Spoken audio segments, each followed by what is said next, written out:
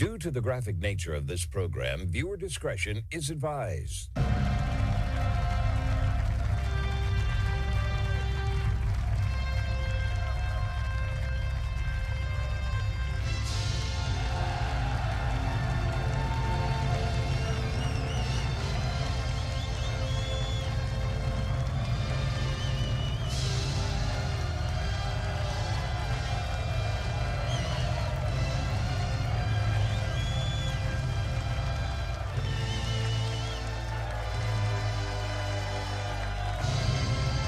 Hello, everyone. It's the Friday, February 20th, 2026 episode of The Marco Dre Show. Thank you for tuning in to hear today's groundbreaking news right here in America and across the board, where the facts are facts and hard truths thrive. Let's begin the best of radio, informative, uncensored, unapologetic, and ready to go. Before we jump into our weekly economic report, as I do with you every Friday, I realized I forgot to mention the death of actor Robert Duvall earlier this week. I can't believe I forgot to bring this up. Now, for those of you, obviously, who have seen his work, he is a tremendous talent. Still is today, by the way. That never ends. That type of talent just never goes away.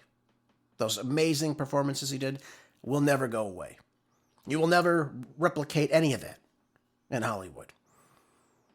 One great movie after another. Godfather movies he was in. Fantastic, amazing.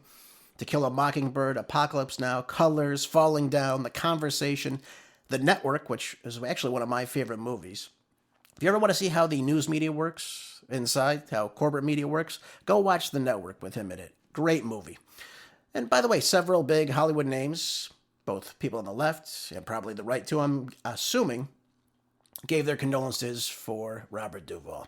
Let's take a look at a couple of them. Robert De Niro, who co-starred with him in The Godfather Part 2, said, "God bless Bobby. I hope I can live till I'm 95. May he rest in peace." Al Pacino, again, both Godfather movies with him, said it was an honor to have worked with Robert Duvall. He was a born actor, as they say. His connection with it, his understanding, and his phenomenal gift will always be remembered. I will miss him. The last movie he was in, though, was a movie called The Pale Blue Eye, his last film. And director Scott Cooper said that Robert Duvall was the most important artistic mentor I had. He produced and acted in my first film, Crazy Heart. And from that moment forward, read nearly every screenplay I wrote, offering his quiet wisdom and unwavering belief in me. He was my fiercest supporter. Not with grand gestures, but with honest rigor and love for the work itself. I mean, you hear these things about people and you say to yourself, we need more Robert Duvalls. By the way, Robert Duvall was a libertarian/conservative. Do you ever hear him coming out ad nauseum and saying all these things about one side or the other? He keeps his beliefs to himself because he understands the bigger picture here. The art, making great film, giving great performances. We need more of that in Hollywood, not less. And I think every single person inside Hollywood today should take a page out of Robert Duvall's book. Respect for one another. Again, the quiet wisdom that we hear about Robert Duvall. He left it all there out on the screen for us to enjoy. And we will continue to enjoy that, obviously, for as long as we can. And I just wanted to say that about Robert Duvall, survived by his wife. And again, my condolences, obviously, to his entire family. Great man, great actor. We're going to miss him very much. Let's jump into our top marginal stocks this week, though. Let's not waste any time. Let's look at the CNBC report right now. We're seeing a little bit of a mixed review here today. The S&P 500 right now, as of my current time, is $6,881. And it is up 0.3%. I'm sorry. 0.3% from yesterday's close, up some 20 points. We're seeing some mixed but resiliency with that. We're seeing the cooling of the current GDP as a result of this. Nasdaq trading at $22,803.78, up 0.053% from yesterday's close. The tech volatility we're seeing is obviously standard for the par, but we're seeing some strong rebounds even with the AI disruption fears that are taking place right now. Now we look at the Dow Jones International, trading right now at $49,374.46, down 0.04% from yesterday's close. It's been kind of going up and down so far today. Down a little bit, though, from this week, and obviously from last week's close as well. seeing it drag down because of the cyclicals and the industrials reacting to the GDP figures. By the way, according to Goldman Sachs, only 2.5% year-over-year growth in GDP this year. So we saw a boost in the beginning of 2025, but now, of course, we're seeing that kind of play out. It's getting lower and lower as time goes on. So I think the markets are adapting to that and responding to that, as one could imagine. Let's look at our tech and crypto stocks, though. NVIDIA trading at $188.37 a share, seeing some mild gains, up 0.25% from yesterday's close.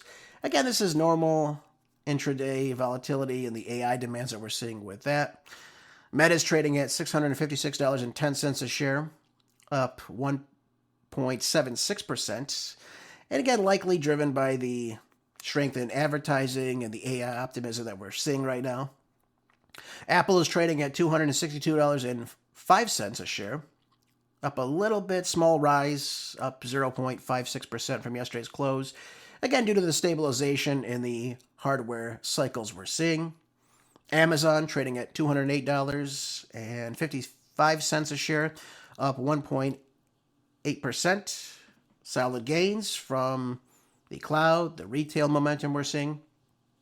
Alphabet getting a little bit of a strong boost upward today, trading at $315.05 a share, up a whopping 4.03%. And again, this is attributed to the related AI revenues that we're seeing right now. A very, very big boost this week for Alphabet. Microsoft is trading at $396.60 a share, down just a little bit, 0.47%, a small drop. But these are normal after the strong multi-month performances we're seeing in these sectors. Now we look at Dell Technology, trading at $120.32 a share, up 1.05%, a solid gain, again affected by the AI demands. And then, of course, we have Broadcom, trading at $333.28 a share, down modestly at 0.21% from yesterday's close. Just a little small downturn after a strong semiconductor push as of recent times. Then we look at Bitcoin, trading at $67,148.23 a share. It's up 0.97% from yesterday's close. We're seeing some steady inflows and, of course, the risk on sentiments that we're seeing right now in these markets. So overall, we're seeing a little bit of a mix with things going on. I still say, as time goes on, we will see an AI bust sometime this year. And I think, again, the markets are responding to the current reactions of our government right now. That's why I think we're seeing these things. Let's jump into precious metal stocks right now. Gold is trading at $5,004 a share. It is up 0.56% as of yesterday's close. Silver trading at $78.12 a share, up 1.36%. Platinum, $2,075 a share, up 0.14%. And palladium trading at $1,663 a share. This one went down just a little bit, 1.71% a share. Gold and silver, still the safe havens. The demand, especially as the war for Iran is in the works. And you're seeing investors with mixed signals now about the markets and what will take place. Platinum is higher based on the industrial demand stability that we're seeing. Palladium has declined because of the lower demand in automotive, catalytic converter markets that we're seeing, and of course the substitutional trends as a result of that. So again, gold wins. We're seeing as over time, we're seeing that stability. Gold is going to continue to go up. And what did I tell you is going to happen in 2026? Gold is most than likely going to hit $6,000 a share. That is remarkable. Really it is. Let's look at our oil stocks. Brent crude is up 1.72% from yesterday's close. Up very big this week from last week. $71.06 a barrel. WTI crude is trading at $66.16 a share, up 1.70%. And Murban crude in the UAE is trading at $69.58 a share, up 2.43% from yesterday's close. Now, All these stocks are up thanks to the heightened tensions in the Middle East right now. And the markets are responding to the supply disruptions if the Strait of Hormuz remains closed, which means 20 to 25% of the global oil trade, the gas that comes out of that region, it'll be shut off completely. And if prices per barrel hit over $100, I'm told, as it's being forecasted, expect those gas prices to then double from there. So that's the market for oil. And you're going to see that go up, folks. You're going to see that go up quite a bit. And there's no shock, of course, to any of that. Let me tell you one thing, though. This came up this morning. The U.S. Supreme Court rejects President Trump's global tariffs and his initiative to, again, control that. I wasn't shocked about this at all. I've been telling you before, this is 100% unconstitutional.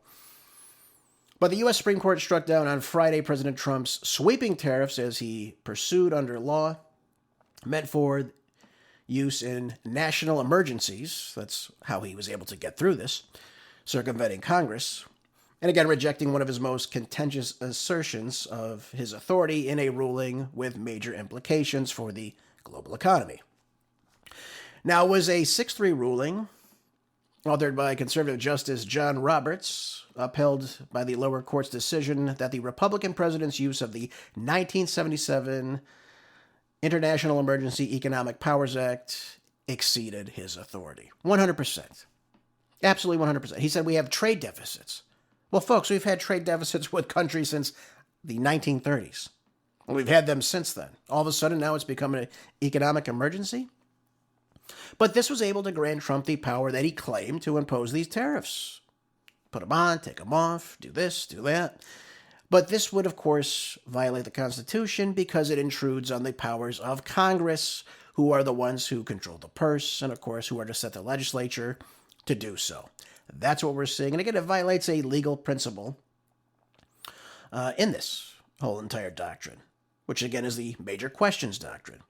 Now, this was embraced by the conservative justices, requiring actions by the government's executive branch of vast economic and political significance. Again, to be clearly authorized by Congress. That's what it says in the Constitution.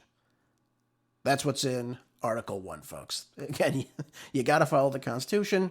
The Republicans were not doing that right now. So, John Roberts, citing a prior Supreme Court ruling, wrote that the president must point to clear congressional authorization to justify his extraordinary assertion of the power to impose tariffs. He cannot. Again, what did I just tell you? You can't just say we have trade deficits and then decide that you're just going to take tariffs and just do whatever you want with them. And that's what was affecting the market so much. Because one day you can say, we're going to put a 150% tariff on China. Then the next day you say, we're not going to do that anymore. And the markets were going up, they're going down. People didn't know what to do, didn't know what to expect. All this takes place because of that. So while Trump has leveraged these tariffs, again, another tax on imported goods, this was a key economic and foreign policy tool that he was using. Now, what was he using it for? He was using it because he said we were getting ripped off. And I said to myself, we're getting ripped off how? And the assertion was, well, these countries put tariffs on our goods. Okay, fine. Let me say something to you, though. When you say that a country's ripping you off because we have a trade deficit with them, the reason for that is not because of specifically the tariff. We can look at China for an example of this. The reason we have a trade deficit with China is because we import more from China than what we export to China. If we had a solid manufacturing base and we're producing like we once were prior to the 1990s, this wouldn't be a problem. But because we're so dependent on Chinese goods, we get roughly, I think it's 30-ish% of our goods come from China now to the United States, somewhere around that range. We're very dependent on them. And if we're exporting less to China and they're importing more to the United States, of course there's going to be a trade deficit, no matter what you do. Tariffs on, tariffs off. So if he wants to put the tariffs on, because he thinks that somehow it's going to bring businesses back, which it hasn't, by the way, what he should do instead is very simple. He can go to Congress and suggest that we put a, what do I want to say? A quota. There it is. There's the word. Had a Biden moment there. Put a quota on the number of goods that can come in from China for certain products. That would allow competition inside the United States because now there's going to be a greater demand for them still in the country. If he did that, that would solve that problem with the trade deficit. If he wasn't bringing less goods from China, if that's his real issue here. And that would signal to people abroad, U.S. companies that took their companies and outsourced them to say, hey, maybe we should come back to the United States. Maybe we'll get favorable tax benefits or relief or a lack of regulations if we bring our company back to the United States and start producing inside the United States again. That would be something to look forward to. That's what he should have been doing. But remember, the tariffs that are put on, they're paid before they even reach the American soil. They're already paid to the Treasury. And while he can point to, well, we took in $175 billion last year, where does that cost go to next? It goes to you, the consumer.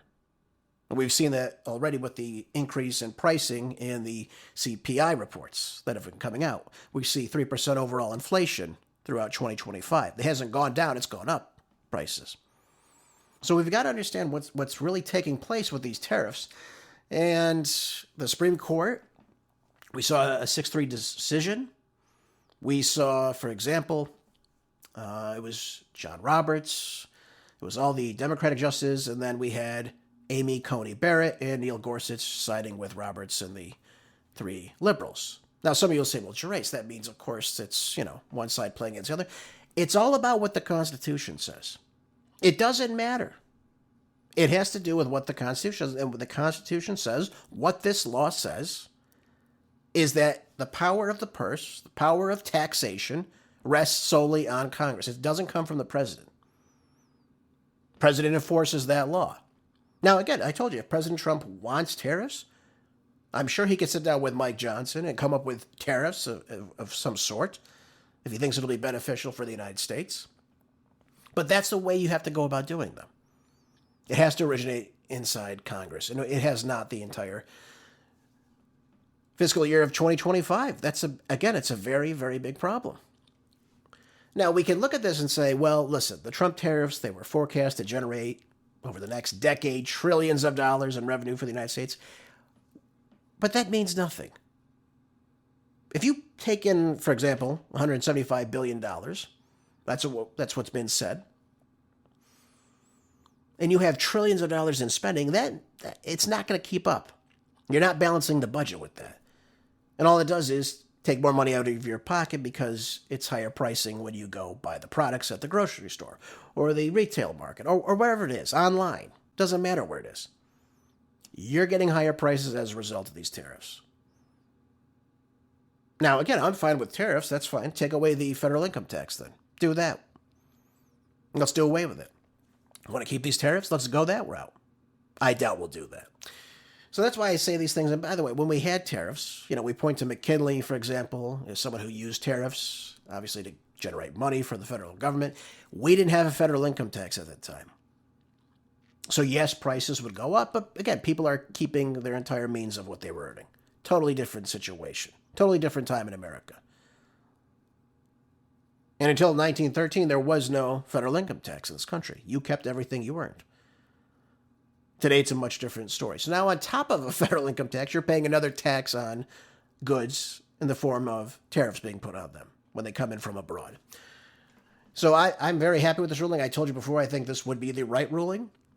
And it seems like I was correct. So I'm very happy to see this.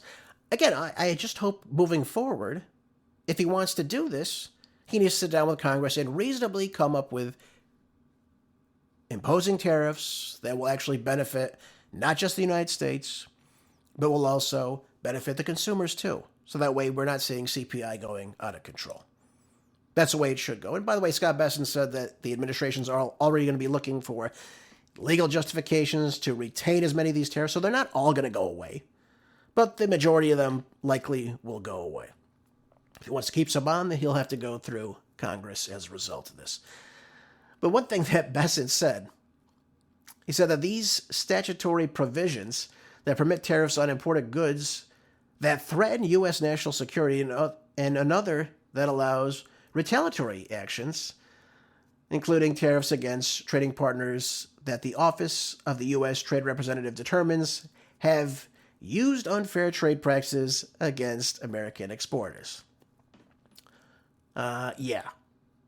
So, again, they're going to try to put these tariffs back on at some point. This is what I think we'll see as a result of all this. I don't think Trump is happy about this, that it was shot down. And I don't know either if he'll have to give back this money now because it was deemed unconstitutional. That'll be interesting to see if they have to give that money back. But again, you already paid for those goods. Are you get a refund for that too? Everything you bought last year? That it elevated prices because of these tariffs? Of course not. So in the end, the government wins. In the end, you still lose. There we go. Par for the course. All right, folks, let's move on to... I want to talk about oil prices next in this article I have for you in CNBC. Because what we're seeing right now with the escalation of the war in Iran, which, again, is very much still in our purview, we have to talk about the oil market, which, again, is waiting for this military conflict with Iran, and we have to see how it's going to respond. We are already seeing the markets beginning to respond. You see that in my economic report with the price of oil, how it's slowly going up now. Before this conflict's even started, it's going to jump up greatly if that Strait of Hormuz stays closed. Let me just say that to you really quickly. Though that is going to be detrimental to what's happening in our economy. And it's going to take down world economies. That's going to be the end result of this. So if Trump's legacy is something he's really concerned about, I don't think he should go through with this war. I really don't think he should. But I know behind the scenes he's being coaxed very greatly to get us involved in this, for reasons unknown, of course. But here we go. It says a full-blown war between the United States and Iran could, in a worst-case scenario, send oil prices soaring and cause an economic downturn. No, it won't. It's going to cause an economic meltdown. It's going to crash economies. Europe, Asia, then who the hell are we going to trade with? Who's going to produce these goods? It's going to be very, very bad. And with a massive U.S. military buildup underway, what we're seeing right now in the Middle East, President Donald Trump signaled on Thursday that he will decide in the next 10 days whether or not to launch strikes against Iran. Well, he has to know that this is going to backfire on him. There is no win here. There's no win at all here. This Iranian situation is just, again, very bad for the markets. And for someone who's hell-bent on having good numbers, seeing good stock market reports, he's got the State of the Union next Tuesday. Does he really want to explain to the American people then why we're going into Iran? How's he going to do that? What justification does he have for doing this? Now, Trump warned that Iran, that an attack on them would be far worse than the limited U.S. airstrikes that targeted its nuclear facilities last June. So I'm not sure what he's referring to there, what else he would bomb or target. But has also left open the possibility that negotiations could still hammer out a deal governing Iran's nuclear program. I said this before. We have to look at what's taking place. They're not going to give up their nuclear program completely, but they will meet certain provisions on and conditions for certain things. Enriching a certain number or level of uranium, if you will. That's something they will negotiate, but they're not going to negotiate the change of ballistic missiles and, of course, the reduction in them. They're not going to do away with whom they fund or their proxies in the region or their commitments to these other groups. It's simply not going to happen. They're just off the table completely. So, yes, they'll come to the table on the nuclear, but then what? Let's say they do agree to this, because we know they're not building a nuclear weapon. What's the next line of attack here? Let's say they agree to everything. Does that mean everything is off? The ships come home? Everyone's happy? And I thought we already destroyed all these sites last year. They were so-called obliterated. Are we to believe that in less than a year they're up and running again? So either something isn't right here. Either the enriched uranium didn't get destroyed. Either these facilities weren't completely destroyed. Or they're just really, really good at pouring cement and building again. I don't know. Maybe both. Who knows? But let's look at the bigger picture. Let's look at the oil prices first before I delve into the rest of this topic here. Oil prices this week alone have risen more than 5% as trade prices in the are growing and the risk of military action. We've got the market's biggest fear, of course, is that this war will completely disrupt oil flows through the Strait of Hormuz. Of course it will, because they will shut it down completely so long as this war continues on. They've said this. They said this is our line in the sand. If you attack Iranian soil in any stretch of the imagination, we shut down the Strait of Hormuz, we are going to war with you. It's no more, we'll bomb this empty building, you bomb our empty building, we'll shake hands and call it quits. That's not what this is. They've said very clearly that they want diplomacy. They'd like that. But if we attack them unprovoked, just like we did last year, they will have an all-out war in the region. And it will be devastating. Absolutely devastating. Now, here's something interesting, though, in this article that I found. It says that the strait is a vital checkpoint for the global oil trade. No kidding. 20-25% of the global oil trade comes through the Strait of Hormuz alone. More than 14 million barrels of oil per day goes through this region. So imagine if that gets shut off. What do you think is going to happen to the price of oil? Well, I just told you. It's probably going to go over $100 a barrel. And when that happens, you have double oil prices. You keep that supply down for God knows how long, weeks, months, however long this conflict will take, we don't even know. You're going to see oil prices continue to go up because, again, it's just supply and demand, folks. You cut out that a quarter of the global oil supply out of the market, and you're going to see prices begin to skyrocket because the demand is exactly the same. That's a major, major push. So that's going to be the end result of that. And I just have to say, does Trump really want this? Does Trump really want this? I don't think he does, to be honest with you. But everything he's doing is indicating this is what we're going to do. Because I believe people are telling him falsely, this will be just like what happened in Venezuela. We go in, we take out the Ayatollah, which again is the real issue here. And as a result of that, a day, a week maybe, it's over. This is what we want. And it's not going to be the case here. And we'll get into that more in just a little bit. But the worst case scenario, the United States could face a similar situation to the 52-day air campaign against the Houthi militants in Yemen, who disrupted the Red Sea with missile attacks, but much worse. Well, first of all, we couldn't even defeat the Houthi rebels. Let's make that very much clear. We did not defeat them, despite spending $1 billion on these airstrikes against them. Iran has better weaponry, has a much better and bigger coastline to operate from than the Houthis did. And it also boosts vast stockpiles of mines, both short-range missiles, long-range missiles, THAAD missiles, Patriot missiles. All these things now are going to the region now. What we're seeing right now with us, too. And by the way, they have hypersonic missiles as well inside Iran. I was referring to THAAD and, of course, and Patriot missiles of what's in our arsenal. But they've got the ballistic missile capability to strike us wherever we are now. And by the way, they can also strike Diego Garcia, which is why you're seeing the UK saying, you can't use our base for stationing. That's going to be a big hit. You're seeing countries like Jordan, for example. Iraq saying, you can't use our airspace, United States. That's going to be very big for this entire war, too, if we're blocked in those regards. So now we have ships sitting off in the Arabian Sea outside of the Persian Gulf, and they're just simply sitting ducks. Now, does that mean they can't inflict damage on us? Of course it does.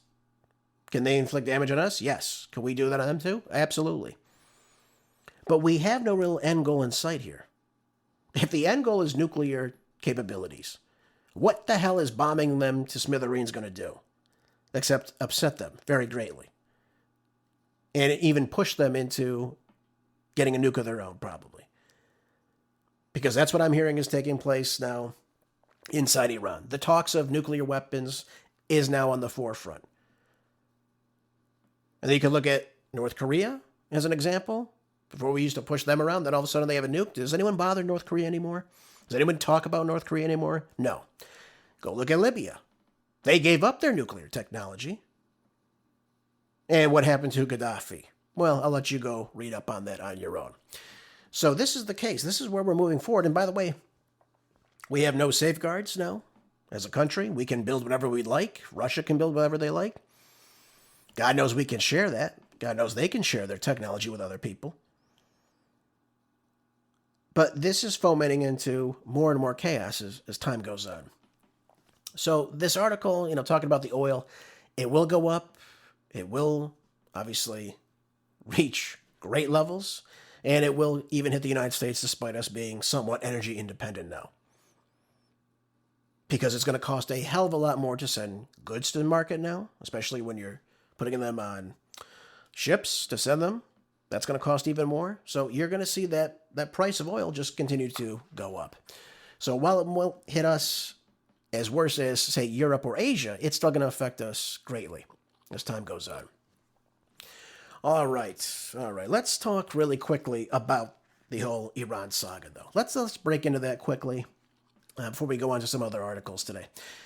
Now, despite the fact that Iran has, again, no nuclear weapons at all, what they have, folks, is called a fatwa. This is dating back to 2003 under Ali Khamenei, the supreme leader. He issued a ruling against all development of nuclear weapons, and this is backed up again by the IAEA after many such inspections of their country and, of course, their nuclear facilities. They never found nuclear technology. They never saw anything like this anytime they were inspected. So how can we sit here and just say they're this close to building nuclear technology? How can we sit here and say this? Again, this is the ridiculousness of this. This is why President Trump's negotiations last June were no issue for them, by the way, to agree to this. We didn't want them to enrich uranium past 3.5%. They wanted increased monitoring and verification by the IAEA on behalf of the United States. They were going to agree to that, which, again, is really funny because we didn't even take their word for it last year that they didn't have nuclear weapons. We just took some example from God knows what intel agency and said, we're going to go forth and do this. And third, by the way, verify all banned activities in regard to nuclear weaponization. They were okay with all this. They were ready to do this. They were ready to agree to it. They were going to grant us all this. And that would have been remarkable for President Trump if he actually got that to work, since he got us out of the JCPOA.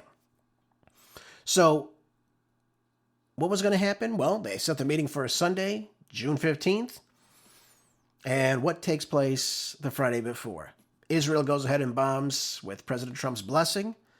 You kill the lead negotiator, Ali Shamkhani, nuclear scientists at Fordow, Natanz, Isfahan, killing members of the IRGC. Again, 100% completely unprovoked by Iran. This was all the United States and Israel. We said, let's talk, and then what do? We attack them. We blindsided them. That's what took place. They're not waiting for that anymore. They're ready for anything. And the Iranians are not as dumb as people in Western media would like to portray them as. They're just simply not. And they have the capacity to do some damage all throughout the Middle East and even to our fleet that is very close by. So again, if I were Iran, I wouldn't believe a word of these negotiations, to be honest with you. I really wouldn't. What would you say if you saw a fleet forming all around your nation, in the Mediterranean, in the Arabian Sea? What would you say to that? You have the Ayatollah come out and say, listen, they're already pretending the results are done. That we're just simply not going to go through these negotiations at all in good faith. And you're already pushing towards a conflict. So that's why they're ready for this. They see this, obviously, is taking place. And they've made their line in the sand very, very clear. They sent Steve Witkoff and Jared Kushner. Again, Kushner, who has no role in our government, by the way. And Witkoff, who, again, I would like to think he has some negotiating skills, but I haven't seen any of them in any diplomatic sense. Again, Kushner, by the way, this is who they sent to negotiate with the Iranians. Kushner, who has met with Iranian opposition leaders, by the way, is going to negotiate with Iran in good faith, in good manner? Yeah, I'll take things that aren't true for $10 million. How does that sound to you? How could you have that? I mean, again, it doesn't make any sense. And by the way, if you feel that I'm going too hard on President Trump or his family, for example, let's look no further than what Eric Trump just did recently. He invested $1.5 billion, yep, you heard that right, $1.5 billion, in Israeli Extend, is what this company's called. and also a construction firm called JFB in this merger on the Nasdaq that's going to take place very soon. They make drones, they make robots, and things of that nature. And, this is what they're investing in now. Drone and AI weaponry like that.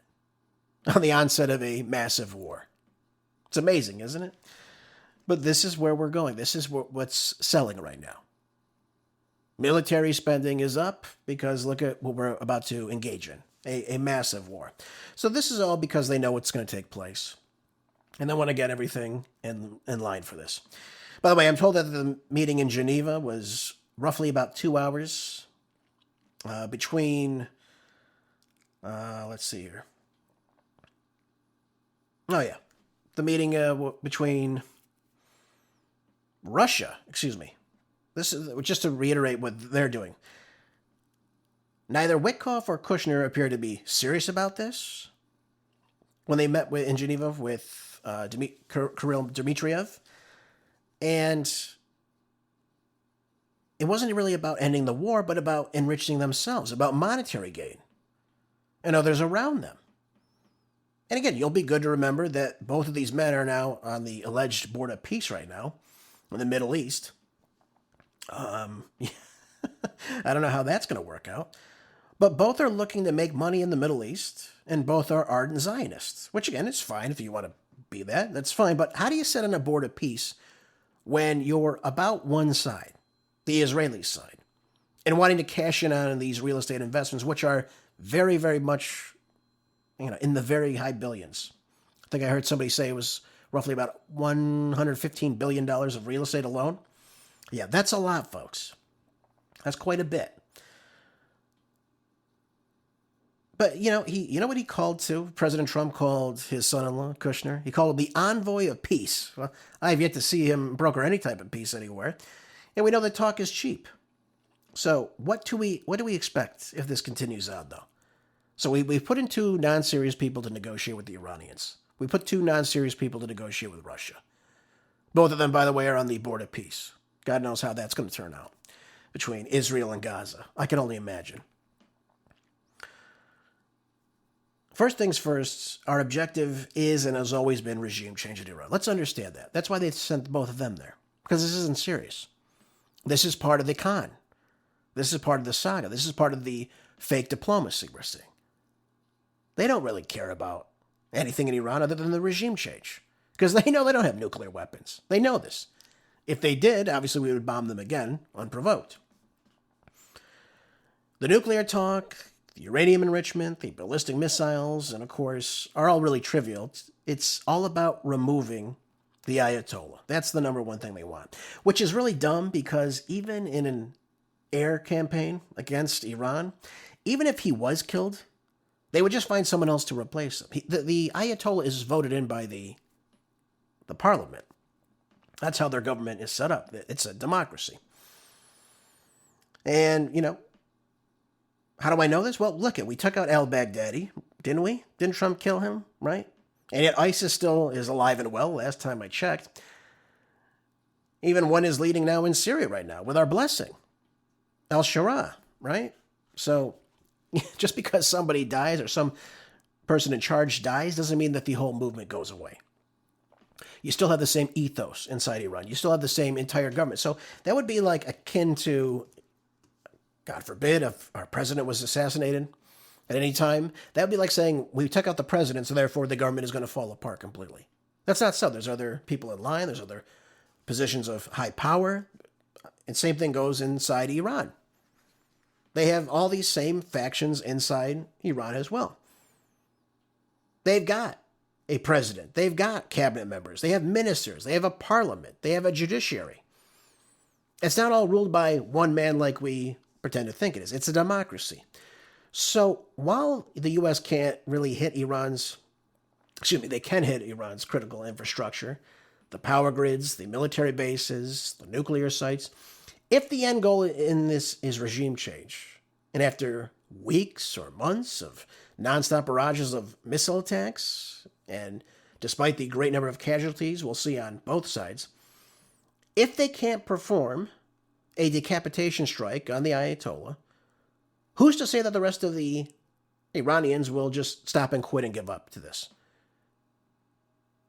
Should that even happen? There are 93 million of them in Iran. Again, different ethnic backgrounds, different groups, but they all fall under the Iranian moniker, the nomenclature. They're Iranians. This is who they are. And yes, of course, most of the country is Persian. I understand that. But they're still under this umbrella of we are Iranians. Just like you would say we are Americans. Does that mean everyone isn't happy to be American? Well, we've seen that in the streets, haven't we? But the overwhelming majority of Americans are very happy to be Americans and to support our government and our Constitution. And again, you're talking about a country the size of Western Europe with rough terrain. It's going to be tough to get into a lot of these locations just to hit all these sites. Again, it's evident President Trump hasn't really thought through this very much. I don't think so, but this is what we're hearing, by the way. And Fox News' Trey Yingst, too, also said the largest surge of U.S. military air power the Middle East since 2003's invasion of Iraq. Yep, this is it. So everything is just lining right up, folks, just to what I told you it was going to be. But I do think he'll wait at least until after the State of the Union. I think that will be the way he goes about this. Because why would he want to have to explain that in front of the American people? Obviously, Trump is very showy. He likes to show progress and not, of course, dilemmas that he's in. So I think he'll wait for this. If it does happen very soon, I think it'll be after next Tuesday during the State of the Union. So that's my take on that. By the way, too, before we move on, I want to say this to you. They just had a massive rally inside of Iran. It was National Rally Day. And they got 20 million people inside Tehran to come out and support this. Can you imagine that? Can you imagine if we got 20 million people on the streets to support the government? Not just, Iranians. They were there to support the government. It was a call by the Ayatollah himself, and they got 20 million Iranians in the streets in support of the government. You never hear a damn thing about that on Western media, do you? This is a gentleman named Patrick Henningsen, and this is him talking about what is actually going to be taking place inside Iran, should any of this really happen. Take a listen. And let me tell you about this assumption that because that lie of the 30,000 massacred in the protest, which never happened, okay? So I met with the chief of police in Tehran. We've been shown some of the evidence files I personally saw at least 8 police officers burned to death. They were burned alive. Hundreds of police were killed. Many innocent bystanders. These armed protesters, these rioters, killed EMS workers, first responders. They attacked the fire department when it came after they burned mosques and buildings. When the fire department showed up, they then attacked them and tried to, destroyed some of their vehicles. Buses were burned. Total chaos. So this whole idea of these protests never happened in terms of the U.S. narrative of it. It never happened. In terms of Iranian losses in that, again, from these violent protesters, they lost 2,400 people in total. That includes innocent bystanders. And non-martyrs, according to the Iranian numbers, was 700. So 700 agent provocateurs or people involved in violence to one degree or another are counted as belligerents. This is what's inferred in the data, a total being casualties across the board, 3,170, all named with national ID numbers next to them, okay? And there were a few hundred or a number of bodies that were unrecognizable, unidentifiable because they were burned to death, okay? That's the reality of what happened. And some of this has obviously been circulated, the images and so forth, what I just mentioned, on the Iranian national media. Was any of this circulated on the Western mainstream media? No, because... Okay, so you get the point. So if the main thing about this attack is to save the Iranian protesters, as what was sold in originally, we might have to invade if the protesters are getting killed. And you heard the numbers, 10,000, then it was 20,000, then it was 30,000. Some people outrageously say 50,000. It's a bunch of nonsense. 100%. So what pretext do we have to go even into Iran? That's my question. How are we going to sell this to the American people, most of whom do not want this conflict at all? We can't say it's about nuclear technology because they don't have nuclear technology. There's no evidence they have nuclear technology. They're not indiscriminately killing protesters against the economy because they're not doing that. And Patrick Henningsen just said this. He saw the actual reports. He looked at the information. So this is going to be very difficult for Trump. Again, we know things like false flags always exist. I don't know what they will do to sell this to us. If they'll just simply say, look, the negotiations went south. We've got to go in now. I don't know how he can bypass Congress and just simply declare war and take us to war now. Not that we haven't seen this in decades past. But this is where we are as a country. Are we going to follow the Constitution, or are we just simply going to do whatever we are told to do? Because that's what Trump is dealing with right now. This is what he's being told to do. Largely by Netanyahu, largely by the neocons in his administration. This is where he's pushing us to an all-out regional war inside Iran. That is not going to go well for either side, by the way. And I don't see much of a great success rate with this as well. If you can't defeat the Houthi rebels, if you can't even create regime change inside Venezuela, how in the world are you going to do that inside Iran? It's just going to be a bloodbath of high proportions. It'll be very costly. And you're not going to get the outcome that you want. And then that asks the question, what do you do from there? What if we can't do this? The Ayatollah just simply remains there. What's plan B? Do we negotiate again? Something tells me we haven't thought this through, folks. And it's very evident when I hear even commentators on the right talk about this that are hell-bent on this conflict of war. All right, let's move on. Breitbart article today. Ilhan Omar says Democrats don't just want to abolish ICE, they plan to dismantle DHS. No kidding. Of course this is their plan. This is exactly what they want. It says here that during a town hall meeting on Wednesday, saying that Democrats do not just want to abolish ICE, and of course, they're now planning to dismantle the entirety of DHS. So they don't want us to have any type of border patrol. They don't want us to have any type of commitment to securing our sovereignty of any kind. And it's basically anyone that wants to come in can come into the country. Now, I hate reading her quotes because I feel like I'm an idiot because she's so stupid. So I'm going to play her in her own words. I do regret to tell you this. You're going to have to hear her voice now. This is clip 3. Take a listen. What I will say is that there is an easier conversation happening today than 6-7 years ago when I got to Congress about what we need to do with ICE, which is to abolish it. And there is a lot of conversation about what the dismantlement of the Department of Homeland Security should look like. You never heard stupider words from somebody, do you? What the Department of Homeland Security should look like. Well, the Department of Homeland Security should ensure that we have a sovereign border, that it's secured, and that anyone that wants to cannot just come across it. Wouldn't that make sense? That's what a country is. You have a border, you enforce it. If you don't do that, you look like the Roman Empire. Not too good. Now, she's taking a page out of Tim Waltz's playbook here. Of course, he was one of the first people to really stoke the flames against DHS and this resistance against U.S. law enforcement operations in recent weeks. Now they use the deaths of Renee Good, Alex Preddy to foment this, just like they fomented in 2020 the defund the police, by the way, which is trying to happen in New York City thanks to Mom Dummy. He's now trying to defund the police now. I told you he was going to do that. Of course he's going to do that. He's going to try to save up money by spending less for police departments. That's what he's going to do. That's why he's going to get some of his money so he can enact his communistic programs. This is no different. This is just on a federal level now.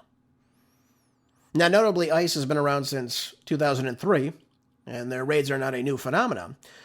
But then we now have Democrats riling people up under the Trump administration, causing them to believe that impeding law enforcement means resisting some sort of fascist regime.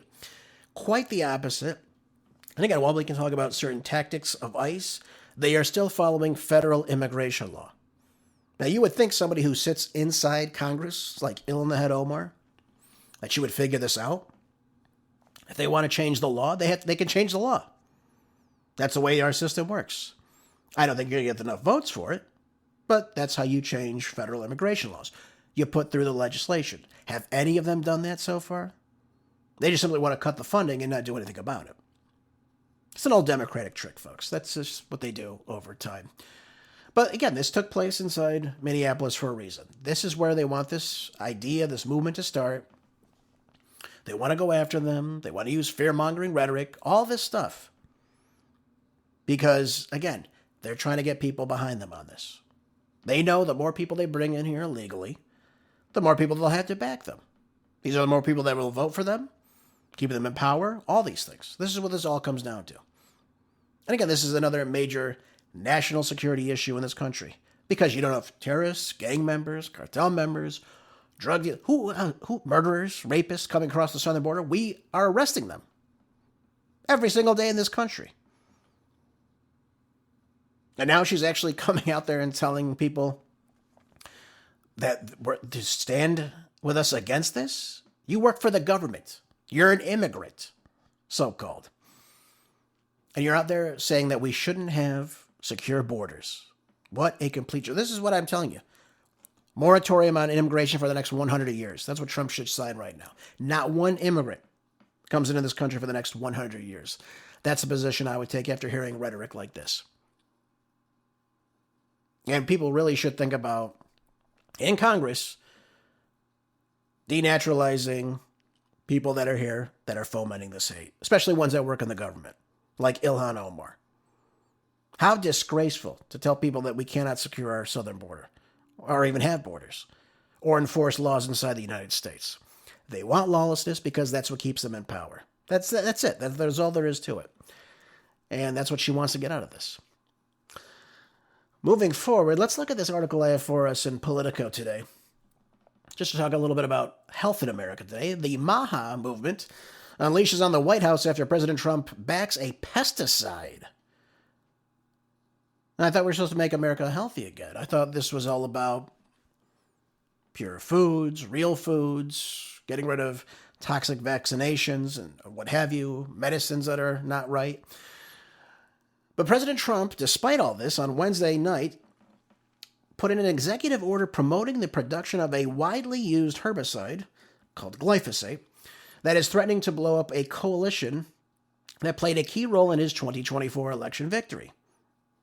That would be MAHA, of course. Why would he put this out there? Robert F. Kennedy Jr., by the way, is upset about this, that obviously he's doing this to prop up the herbicide, glyphosate. And just so we're clear on this, too, this is one of the prime targets of MAHA to, again, crack down on the toxic chemicals that are in America's food supply, which ultimately kills Americans. It's a known carcinogen, this glyphosate. So we've got to look at this from many different angles. What is the ploy here? Why would he want to do this?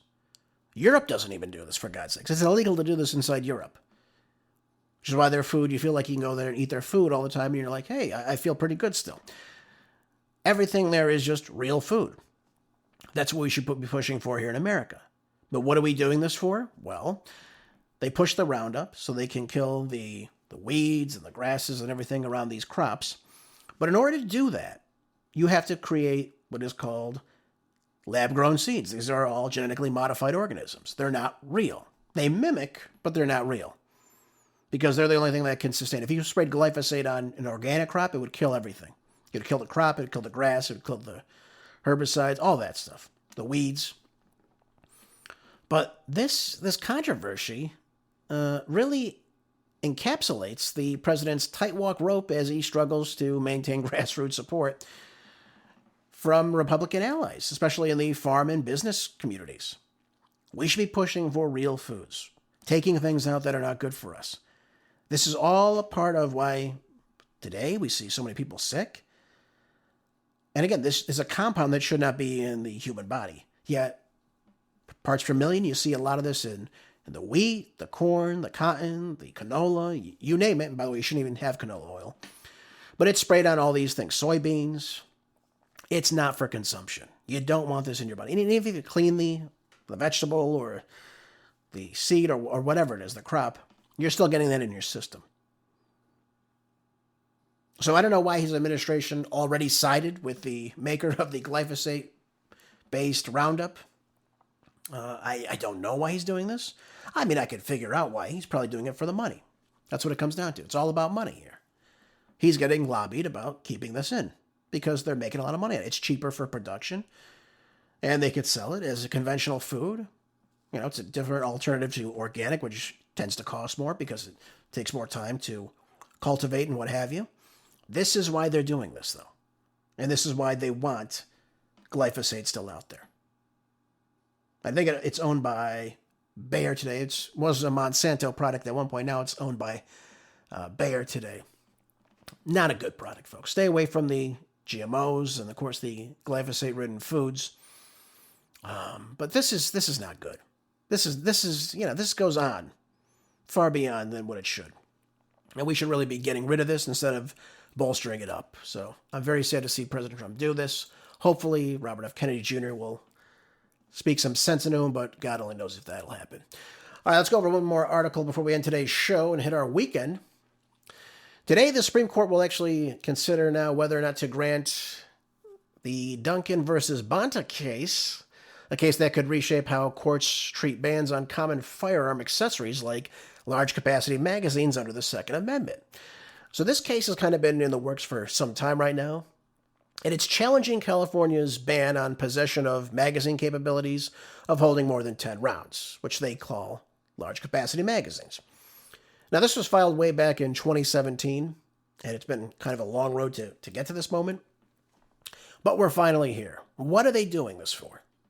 Well, back in 2016, Senate Bill 1446 and a voter-approved Prop 63 banned possession of magazines that can accept more than 10 rounds, because having 11 rounds in your firearm apparently is much more scarier than if you have 10. Then gun owners, though, as a result of this, for example, the plaintiff in this case, Virginia Duncan, and the California Rifle and Pistol Association went right ahead and challenged this under the law of the Second Amendment, asserting that the magazines for common lawful purposes are protected arms. And, of course, this ban would be unconstitutional. It also brings up the point of the complaint that the Fifth Amendment has been hijacked, taking concerns over the state confiscating lawful owned property in terms of what's in your firearm, telling you you can't own this. We're going to take it from you. Now, after the procedural back and forth, including a remand following the Supreme Court's Bruin decision on the Second Amendment methodology, the Ninth Circuit panel upheld the magazine ban, concluding that California's law fits with historical traditions of regulation. Here's the thing I have, though. When you read the Second Amendment, and it's important to understand what it says, this is what it says. A well-regulated militia being necessary to the security of a free state, the right of the people to keep and bear arms shall not be infringed. It doesn't say anything about the size of the magazine. Doesn't say anything about that. It doesn't tell you what size of the gun you could have, what caliber the firearm is, or what have you, how many rounds it has. It doesn't say anything like that. It just simply says, shall not be infringed. And every single governor in the state swears an oath to that same Constitution.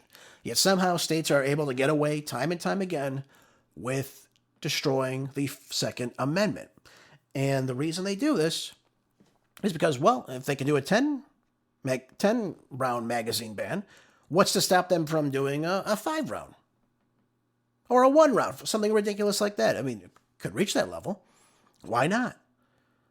Why are some states like California refusing to do the safety testing so that Californians, for example, can get a particular series or brand of a firearm?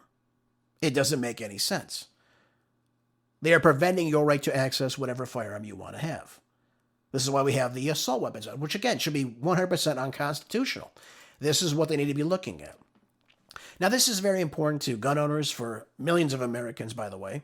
The so-called large-capacity magazines aren't really exotic accessories. They're just standard equipment.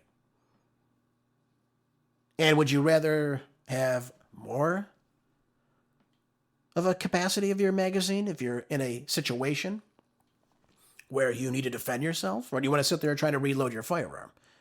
Because I can guarantee you, the people who ignore gun laws altogether, that have these extended mags, by the way, we've seen this with gangs and what have you, it really just punishes innocent people. And this is the case that should be coming to light because you're following the law still. You're still going about and acquiring your firearm the legal way. Through legal purposes, legal channels, having the right proper documentation. You have it for home defense or concealed carry or for training or for competition or range time or sport or hunting or whatever it might be. Doesn't even matter. It is your right to have that firearm. And the idea that somehow having 11 rounds versus 10 is somehow safer, I mean, there's no science behind that either. So what's next for the court? Well, if the Supreme Court does deny this position and the Ninth Circuit ruling stands, then of course the ban will remain constitutional in that circuit court, and that will still remain the law of the land. I'm just hoping that some sense comes into the Supreme Court and they say to themselves, this is unconstitutional. If it's legal in one state, how can it be illegal in another state? Just because you cross over a state line does not mean your Second Amendment right changes any more than your First Amendment right would change, or your Fourth, or your Fifth, or what have you. This is the stupidity behind all this. This is just an attempt to disarm Americans. And they do it a little bit by time, folks. Little small increments over time to take away your right to defend yourself. That's what it comes down to. Folks, thanks again for being here today. I appreciate you so much. Hope you learned something from today's show. Hope you'll share with others. Keep your minds, bodies strong. Stay prepped. Have a great rest of your weekend. I will see you back here on Monday for more groundbreaking news on the next Marco Dre Show. Until then, be good. Stay busy. God bless.